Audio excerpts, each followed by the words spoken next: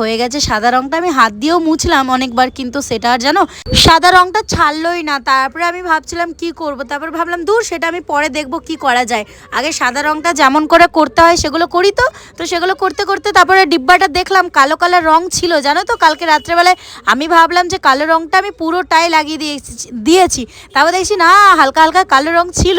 তো সেই কালো রংটা দিয়েই আমি সাইডে সাইডে যে সাদা সাদা লেগে গেছিলো, তো সেগুলোতে ভালো করে রং করে দিলাম। আর দেখো কত সুন্দর হয়ে গেল। হ্যাঁ জানি পুরো ভালো হলো না, মোটামুটি হলো, কিন্তু আমার এটা ভালোই লাগছে।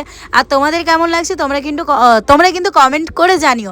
তারপরে এটা হচ্ছে অরেঞ্জ কালার, সেটা ভালো করে ঘেটে নিচ্ছিলাম।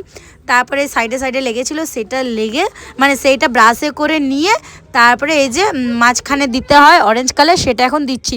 কিন্তু জানো তো মাঝখানে এই যে অরেঞ্জ কালার দিতে দিতে না সাদা কালারটা আর কালো কালারটা মিক্স হয়ে গেছিলো। দেখো কেমন জানি বাজে কালার লাগছে দেখতে।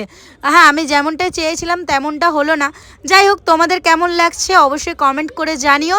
তারপরে অরেঞ্জ কালারটা সাইডে সাইডে লাগিয়ে দিলাম, কেমন পাগলের মতো কাজটা করলাম। তোমরা বলবে কিন্তু শিবলিঙ্গটা কেমন কালার হলো, ঠিক আছে। তারপরে বাড়িতে চলে এসেছি, আর কেরোসিন তেল দিয়ে ভালো করে হাতে লাগিয়ে নিয়েছিলাম।